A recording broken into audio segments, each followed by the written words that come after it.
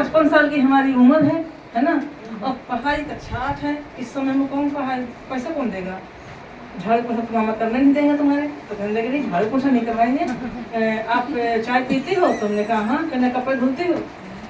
कपड़े गंदे हैं क्या? नहीं, कपड़े तो साफ हैं। तो फिर कहने लगे आप चाय पिलाते भी हो? हमने कहा बिल्कुल, जो गया था घर में चाय पिलाते हैं। तो कहने खाना बनाती हो? हमने कहा हाँ।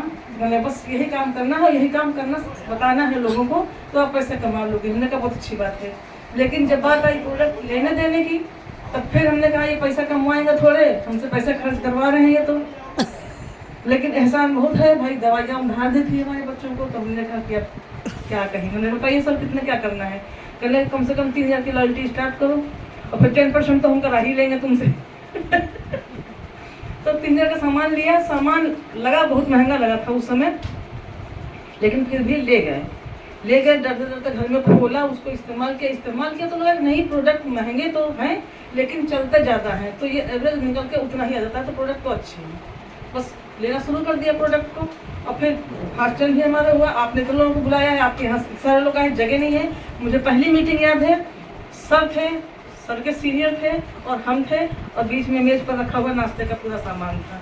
एक भी आदमी नहीं आया, एक भी नहीं आया। तो हमने कहा लगता है ये हमसे नहीं हो पाएगा, हम बेकार ही 35 साल गंवा देंगे कॉलोनी में, यहाँ को नहीं आवा। लेकिन फिर भी नहीं हारे, लगे रहे, विश्वास किया। तो आप जितने लोग भी आए हैं, आप लोगों ने जो सुना देखा, तो आप लोग विश्वास करिएगा सुलक्षणा जी के ऊपर, विश्वास करिएगा रंजना जी के ऊपर, और डॉक्टर साहब के ऊपर, और कंपनी के ऊपर। अब सबसे ज़्यादा भरोसा अपने ऊपर करिएगा।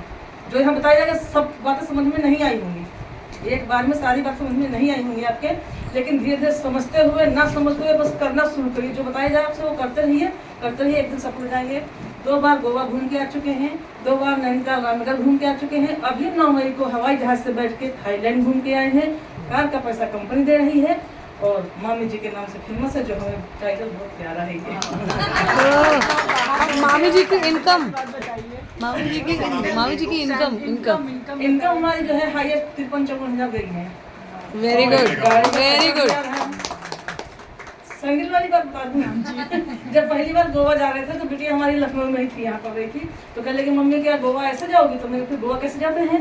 कहने गोवा प्लाजो पहन के जाते हैं, कुर्ती पहन के जाते हैं, संगीत पहन के जाते हैं, बाल कटा के जाते हैं, ऐसे जाओगी क्या जैसे? तो हमारे अंदर बहुत चेंज आ गया। पहले हम बहुत सिंपल थे, और सिर पर हमारे इतना बंद रहता था हमेशा, सर ने टोक टोक के हटवाया, अब आदत पड़ गई है। तो जब लखनऊ आए, यहाँ पर बिटिया ने हमारे प्लाजो कुर्ती और सारी ड्रेसें दिलवाई हमको, और फिर वहाँ पर ले गए उनके यहाँ, जो कौन सा बाटा नहीं, वो पहले बाद में जहाँ बाल कटते सबसे हबीब के यहाँ ले गई। उसने बाल कट करवाए बढ़िया, उसने ट्रीटमेंट करवाया। उसके बाद वो ले गई टाटा के शोरूम में, बाटा वाले।